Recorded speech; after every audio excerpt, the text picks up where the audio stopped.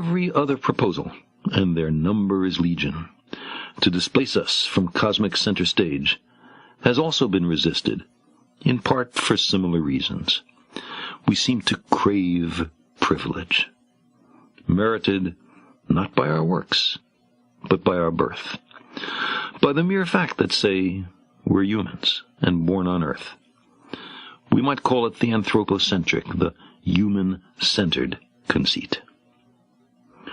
This conceit is brought close to culmination in the notion that we are created in God's image.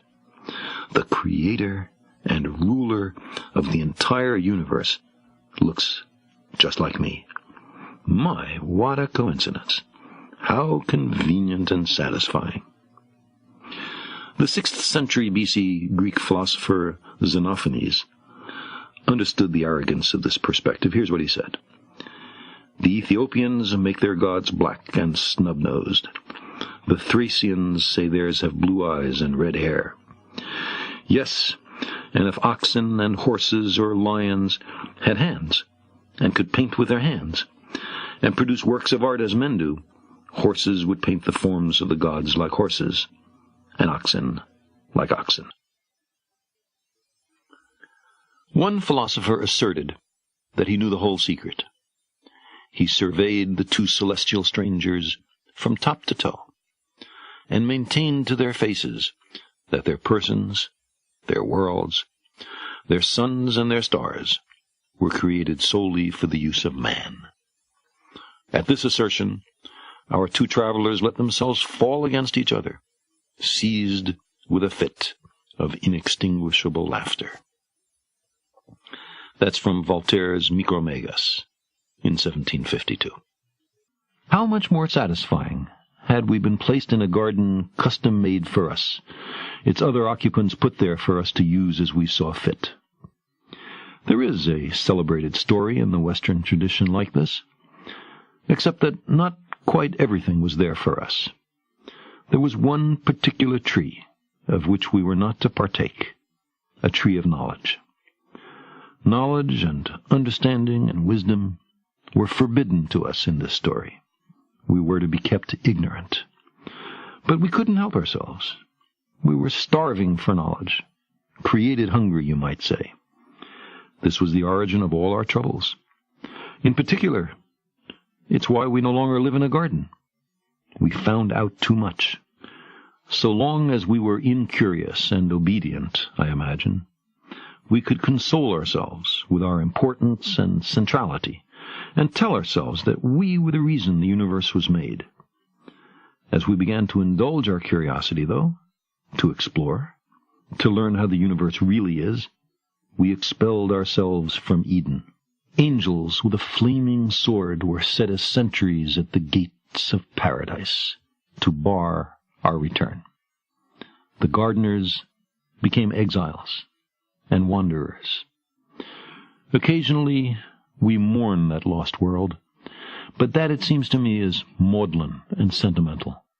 We could not happily have remained ignorant forever. There is in this universe much of what seems to be design.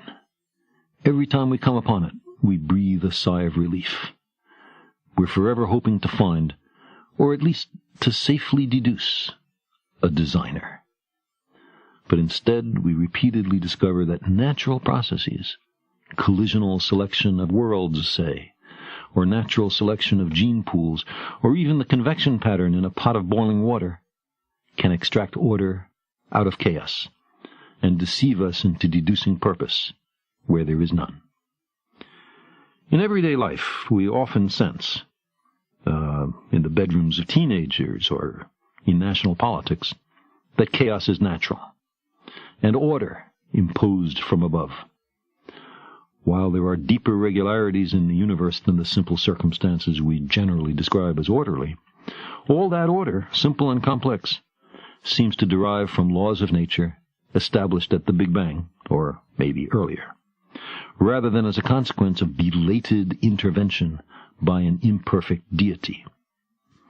God is to be found in the details, is the famous dictum of the German scholar Abby Warburg.